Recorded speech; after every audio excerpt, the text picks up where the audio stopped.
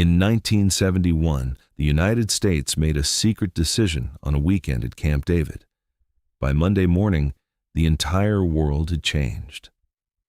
Almost nobody understood what had just happened. This is what they left out of the history books. Gold is useless. You cannot eat it or drink it. You cannot build a house with it or power a machine with it. And yet for 5,000 years, every civilization on Earth treated it as the most valuable thing in existence. Why? That is the question nobody asks. The story begins with a problem, the problem of trust. How do you convince a stranger to accept a piece of paper in exchange for something real? Early civilizations tried everything: shells, beads, grain, salt. Each worked for a while and then failed. Gold kept winning. Gold does not rust, it does not corrode, it does not decay. A gold coin buried for 1,000 years looks exactly the same when you dig it up. It is the only natural substance on Earth that truly lasts forever. It is also rare enough to be valuable, but common enough to actually exist. You cannot print gold. You cannot manufacture it in a factory. You either have it or you do not. For 5,000 years, that combination made gold the only thing every culture on Earth agreed to trust. Empires rose and fell. Gold stayed. It crossed borders when paper money could not. It survived wars when currencies collapsed. It held value when governments failed. Gold was the one thing that required no faith in any institution. Then came 1944. World War II was ending. Europe was in ruins. 44 nations gathered at a hotel in New Hampshire to rebuild the global economy. The meeting was called the Bretton Woods Conference. The decision they made would control the world economy for the next 3 decades. The United States had most of the world gold, nearly 20,000 tons at its peak. More than half of all gold reserves on Earth sat in American vaults. So the agreement was simple. The world would use dollars, and every dollar would be backed by gold at a fixed rate of $35 per ounce. Every foreign government could hand over dollars and receive gold in return. It was the most ambitious monetary agreement in history. And for 2 decades, it worked. The global economy rebuilt. Trade expanded, living standards rose across the developed world. The dollar became the most trusted currency on Earth. Behind every dollar stood something real, something you could hold in your hand. But America had a problem, a very expensive one. The Vietnam War was costing billions per year with no end in sight. President Johnson launched massive domestic spending programs called the Great Society. The military maintained bases across the globe. All of it cost money the United States did not have.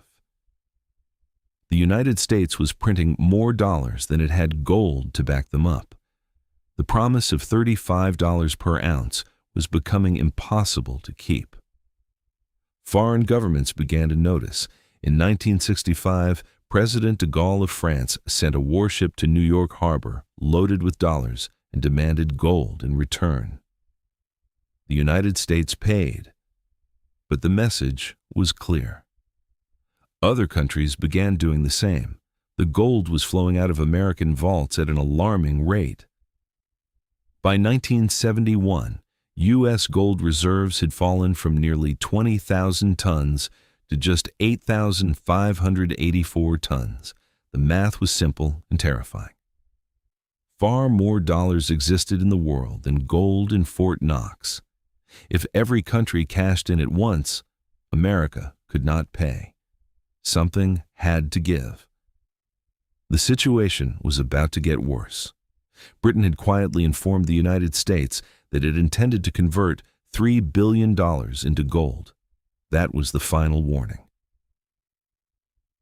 On August 13, 1971, A Friday afternoon, Nixon summoned 15 top economic advisors to Camp David. The meeting was kept completely secret.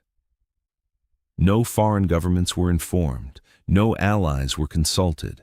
The men at Camp David were about to change the world without asking anyone. They worked through the weekend. The options were stark: devalue the dollar officially, impose capital controls, or do something unprecedented. Close the gold window entirely. Simply stop honoring the promise. Tell the world that dollars could no longer be exchanged for gold. End the system that had defined global finance for 27 years. Treasury Secretary Connolly put it bluntly: "The dollar is our currency, but it is your problem." On Sunday, August 15, 1971, Nixon interrupted the most popular television show in America.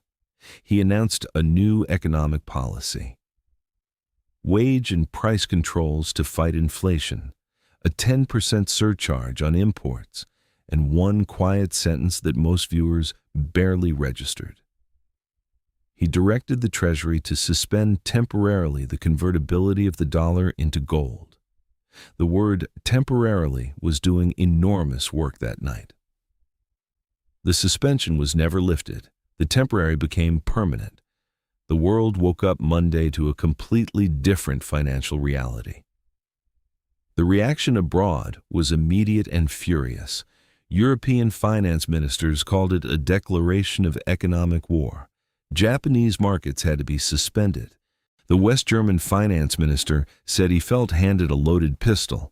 Nobody had been warned. Nobody had been consulted. Nobody had been given a choice. And yet there was nothing anyone could do. If America changed the rules changed. Within months, every major currency began to float freely against the dollar. The fixed exchange rate system was gone. Gold was no longer the anchor of the global economy. What replaced it was something that had never existed before at a global scale: pure fiat currency, money backed by nothing except the promise of a government. Every dollar, every euro, every pound in existence today is backed by nothing tangible. Its value comes entirely from collective belief that it is worth something. This allows governments to respond to crises in ways impossible under gold. Both 2008 and COVID were managed partly through printing money. That flexibility has real value. But it also means the supply of money is now theoretically unlimited. Governments can create money to solve problems. They can also create money to avoid making hard decisions. Since 1971, global debt has grown from roughly $1 trillion to over $300 trillion. That number is so large it has almost no meaning. Housing, education, and healthcare costs have outpaced wages in almost every developed country. The gap between asset owners and wage earners has widened every decade. Some economists argue this was inevitable, regardless of what happened in 1971. Others argue the end of the gold standard removed the last brake on government spending. The debate continues. And gold itself?